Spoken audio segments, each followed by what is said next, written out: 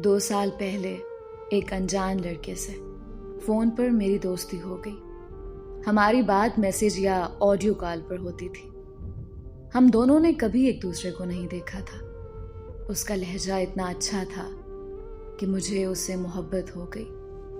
मैंने अपनी मोहब्बत का इजहार किया तो उसने हाँ कर दी। फिर हम दोनों ने एक दूसरे को तस्वीरें शेयर की। एक दूसरे को देखने के बाद हमारी मोहब्बत में शिद्दत और बढ़ गई। 6 महीने गुजर जाने के बाद मुझे पता चला कि जो तस्वीर उसने मुझे भेजी थी वो उसकी नहीं बल्कि उसके कज़न की थी। मुझे बहुत दुख हुआ। जिस चेहरे को मैं दिल में बसाकर दिन रात प्यार भरी बातें करती थी, वो चेहरा उसका नहीं बल्कि किसी और का था। फिर उसने मुझे अपनी तस्वीर भेजी जो कि मुझे पसंद नहीं आई, तो मैंने उसे बात करना बंद कर दी। उसने मुझसे बहुत माफ़ियाँ मांगी, बहुत मिन्नतें की, लेकिन मैंने उसे माफ़ नहीं किया और उसका नंबर ब्लॉक कर दिया। कुछ अरसे के बाद मैं बहुत बीमार हो गई और इलाज के बावजूद मुझे शिफा नहीं मिल रही थी। तो मुझे लगने लगा कि शायद मैंने उस लड़के को माफ़ ना करके उसका दिल दुखाया है, जिसकी सज़ा मुझे अल्लाह दे रहा है। मैंने उसे अनब्लॉक किया और उसे माफ़ी मांगी।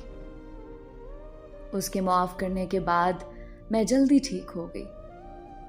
हम फिर से एक दूसरे के साथ दिन रात बातें करने लगे।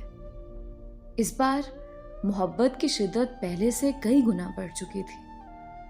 लेकिन किस्मत का खेल देखो, मेरे साथ फिर धोखा हो गया।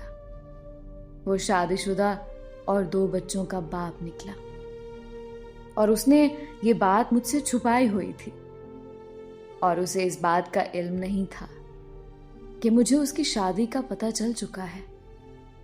उसके धोखे ने मुझे अंदर से तोड़ के रख दिया। लेकिन मैं अब उसकी मोहब्बत में इस कदर पागल हो चुकी हूं कि मेरे लिए उसको छोड़ना शायद अपनी सांसों को तोड़ना है।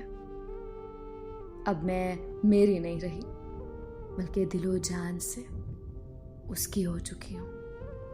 वो चाहे तो मुझे अपनी दूसरी बीवी बना ले या फिर अपने हाथों से मार दे, क्योंकि अब उसके बगैर अब मुझे एक सांस भी गवारा नहीं।